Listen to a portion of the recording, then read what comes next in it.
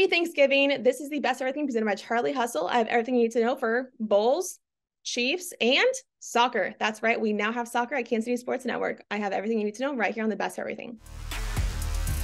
You are listening to KC Sports Network, the #1 podcast network for today's Kansas City sports fans. With former players from your favorite teams, informed perspectives, and former insiders, this is the place for you. KC Sports Network is proudly presented by Emprise Bank, your partner in possible.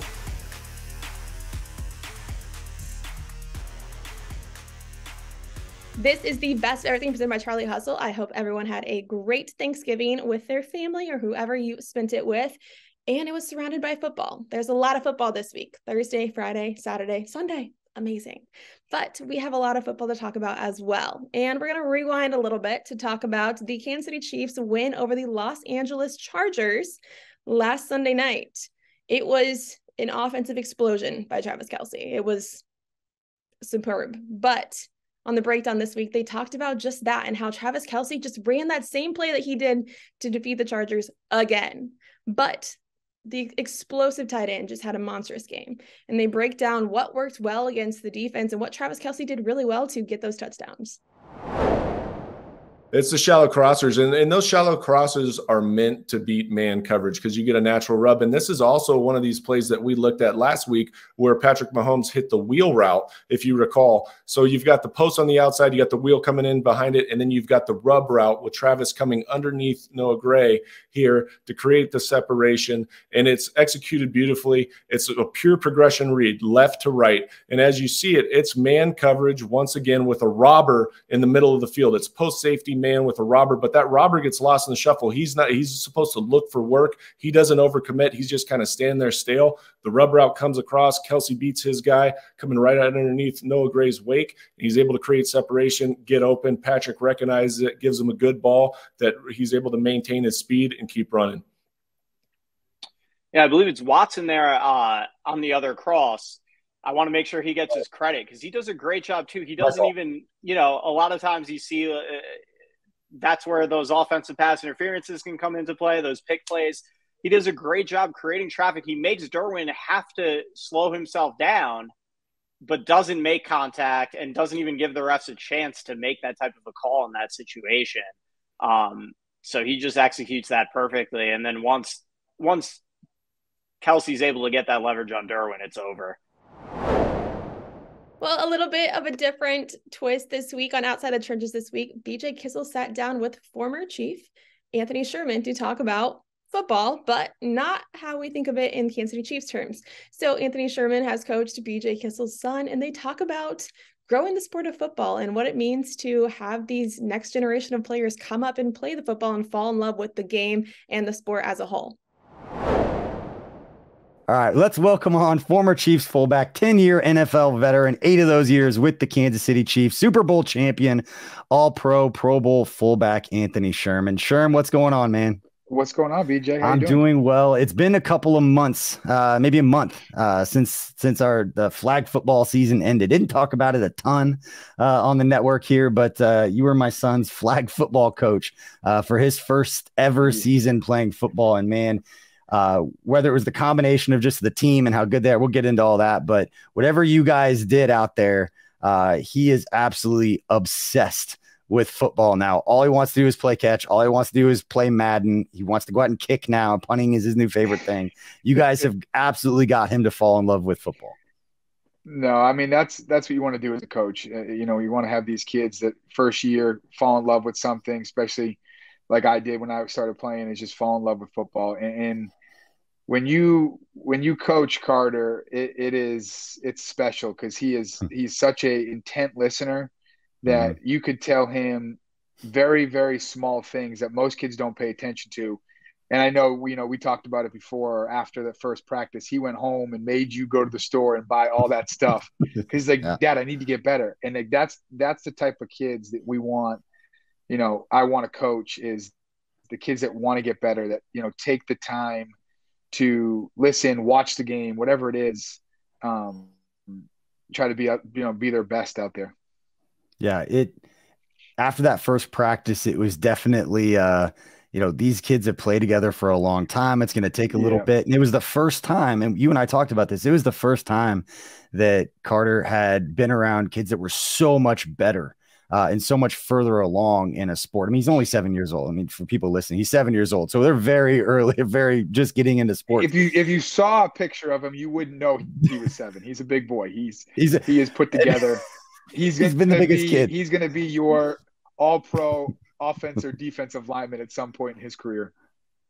The first practice we had, so he's been the biggest kid on every, his basketball team, his baseball team, his soccer team. He's a foot taller than everybody.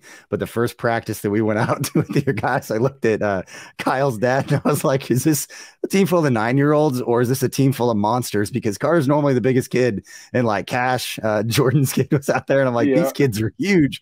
And he's like, no, it's a team full of monsters. He's like, they're really good. And you guys had him. I mean, you do a phenomenal job with that team. And I had told some friends when they had talked about, because Carter was talking about football everywhere we went. And I was like, Anthony Sherman is the coach. And they're like, how's that? Because you're used to seeing you as this intense fullback and hitting people. I was like, he's into it, but some of the other coaches in the league are a lot more into, you're a lot more calm than a lot of the coaches in the league are. It was kind of fun to watch. Oh, it's fun. I mean, I love, I take that opportunity to kind of get under those other coaches' skin a little bit and, draw some fun things up for the kids and let them have fun and go after it. But yeah, I love when the coach on the other side is losing his mind.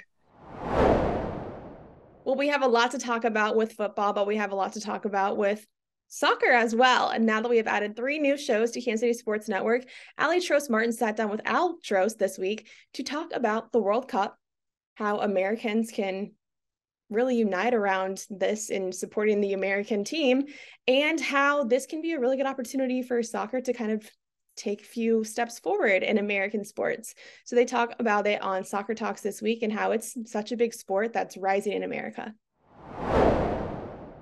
As someone who has captained the U.S. men's national team 8 times, which, by the way, fun fact, is tied with Christian Pulisic for most caps, I think 22 all time. What goes into captaining the U.S. men's national team? How do you approach that? Oh, wow. That's difficult to say. I think I was very fortunate when I came out of St. Louis U and started playing in the NASL. I made the Olympic team and played in the NASL. I had a great opportunity to go forward from out of there, and I guess I was one of the known American players and one of the more experienced, I guess, players since when we started playing with the national team back in the mid-'70s. I had a lot of young players coming up too. So I wouldn't say I was the oldest, but I was fortunate by the head coach then, Walter Chiselwitz at the time, who was just tremendous, was a tremendous friend of mine, and also I really admired him as a coach. I mean, he threw me out there as Captain America, and I think that's what the one of the soccer periodicals picked up on, and it went from there. So that was like the original Captain America. Like, where do you remember reading that, or did it just kind of stick within your teammates, or was it the media who kind of coined that term? No, I think it was the media. I think one of the either Soccer America or one of the soccer monthlies came out with, the promotion of competing in the World Cup, and trying to draw attention to the World Cup, because back in the 1970s, I think a lot of people, soccer wasn't, where it is today. And I think, that was one of the ways to I guess, they threw me out there at promoting that as Captain America. Yeah. It's crazy that you say, soccer wasn't, I feel like this is just something that the sport in America has been up against even today in terms of making it a mainstream popular sport for American sports fans. And while, global competitions like the World Cup draw in a lot of viewership and a lot of attention, there was a moment on social media this last week where ESPN tweeted out a graphic of some of the best American sports athletes. So you had LeBron James, Patrick Mahomes, Odell Beckham Jr. And it was like, imagine this squad running out at the World Cup. It's like, what if you just imagined the actual soccer players who are playing this game with the, for the United States of America. So it's even still just not always maybe given the respect or the attention. So that is a lot than what it was like when you were playing then, it sounds like. Well, the opportunities are so much more there. And I think that had to do with the commercialization of the sport, the sponsorships, the MLS, what it's done, and how it's grown. And St. Louis is getting a team now next year. But I think it kind of like all started back in probably around 1994 when we had the World Cup here in the United States, and outdrew the crowds, set the record for the crowds attending the games. And I think it was actually, I think that had a big impetus in getting the sport going.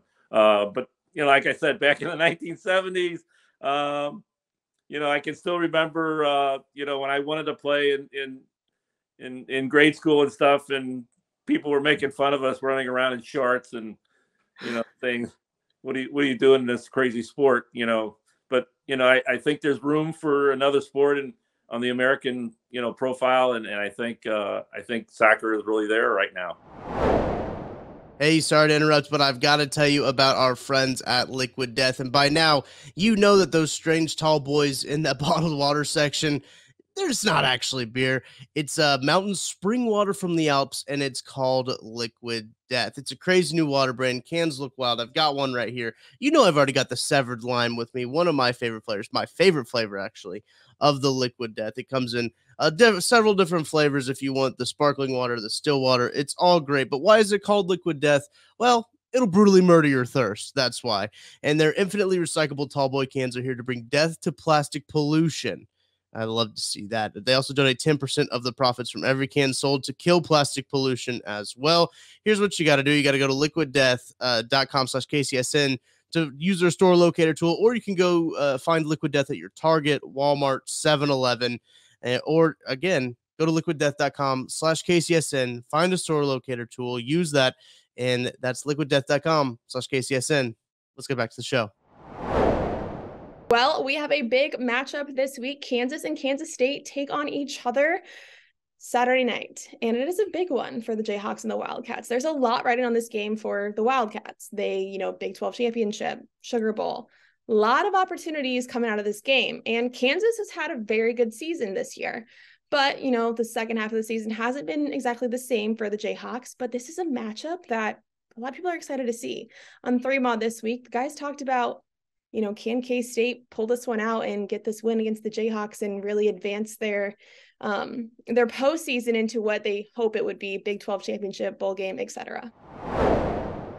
Kansas does a lot of misdirection. They mess with your eyes with the things that they do offensively with their scheme, and that is a tricky spot to put inexperienced safeties out there that could get at a bad spot and get put in the wrong spot on the field, and Kansas hits you for a big play. And I was taken aback a little bit. I know KU's had good offense all year, but I was taken aback a little bit with some of their numbers offensively, and we'll talk about them later in the show. But they are definitely, you could argue they're the best offense in the Big 12. Yeah, and they have lost 5 of the last 6 games, to be fair, and I don't know that Jalen Daniels is the same Jalen Daniels that we saw at the beginning of the year. He kind of looked rough last week against Texas, and maybe that's just a blip on the radar. We'll find out soon enough, right? I did want to bring up, and I'm sure you guys will talk to it because I got to exit out of here in a little bit, obviously, but the playoff polls just were released, and they still love Kansas State. Wildcats are number 12 in the playoff. That's what I thought. All right. That's what I thought. I thought they'd move up to 12. So that's great. Love that. Okay. So you beat KU, and if you beat Kansas, are you a top 10 team entering the Big 12 championship game? And by the way, that's really good for TCU if it turns out that way. Yeah, definitely it is. Because when Oklahoma lost to Kansas State in the Big 12 title in 2003, K-State was 15th, John?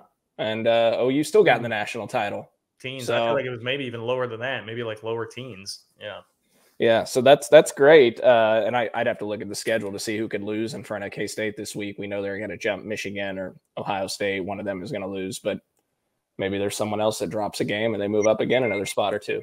So Yeah. Yeah. I don't know. I'd have to go look at it. DY, do you need to bounce, or you want to answer or talk to headline number 3?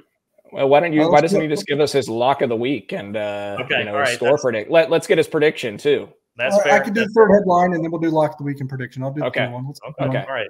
We're recording this up against the basketball game, by the way, folks, if you are wondering about that. All right. Headline number 3 really to me is just that, like, as we're talking about here, we're speaking to it already. Everything's on the line in this, man. I mean, you're talking about the potential difference. I mean, we'll see what happens Friday with Texas and Baylor. My hopes are not very high that Baylor wins that game, but you're talking about the difference potentially between Big 12 championship game, very good likelihood that it would be the Sugar Bowl no matter what, top 10 ranking, beating your rival, all that versus losing to Kansas, having to hear about that for a year, providing them with a bunch of momentum for Leipold, missing out on a Big 12 championship game, missing out on a Sugar Bowl. Like that, it's just there's a lot riding on this. Well, speaking of Kansas Jayhawks football, on Booth Review this week, Kent Swanson sat down with Michael Swain to talk about covering the Jayhawks as a reporter and his expectations for the Jayhawks before the season, and if he would have thought that he would be covering a bowl team this year. Obviously, a lot of people thought the Jayhawks just weren't going to be any good. Jayhawks haven't been good for a bit, but this year has really turned around the program. Lance Leipold got an extension. Congratulations to him. And what it means for the Jayhawks going forward, they have stability in their program now, and they're really looking to build on this success this year and going forward, what they can expect.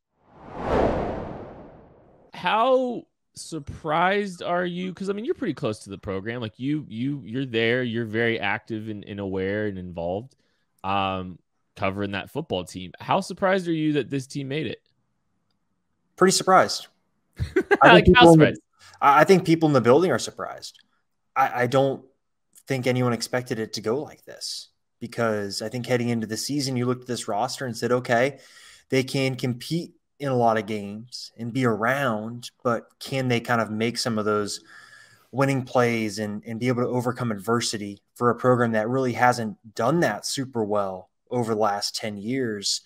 And for them to do it so much early in the season, I think it was super impressive. You know, you look at the West Virginia game, the Houston game, even a game like the Iowa State one, where you got some luck, right? Their kicker missed 3 field goals, but you were in the game, and that's all you can ask for. So I am surprised. I think the way that the second half of the season is maybe a little bit closer to what I thought the whole season would be like, but you don't give back wins in college football. So they're able to benefit from those bowl practices, even if I think myself and people around the program heading into the season didn't think this was necessarily super attainable as a goal. I'm never apologizing for a victory. And look, if KU plays Oklahoma without Dylan Gabriel, that's a win too. So like, I think it all could have come out in the wash. Everybody got a little bit of luck here and there. I think that's the nature of college football. And I think there's just been a decade where I don't think Kansas fans probably understand that, because there hasn't been any luck. There hasn't really been any opportunity for luck to rear its head, because they haven't been good enough to take advantage of good opportunities. And this team was. And like, I think that speaks a lot to this, to this program and what they've done. And, I'm going to throw this out to you, Swain. I think the way this season has gone is kind of a reflection of where this program is at this point, because I think you saw early on in the season when this team was close to full strength, where, this team is working to build this depth. They're working to build a program with, Big 12 depth and physically capable bodies and all that stuff. But you saw early on in the season a well-coached football team that was able to win a lot of football games because, things, just getting in the right rhythm and all that stuff. But I think you saw a little bit of regression as the season went on, because I think you saw the depth tested a little bit.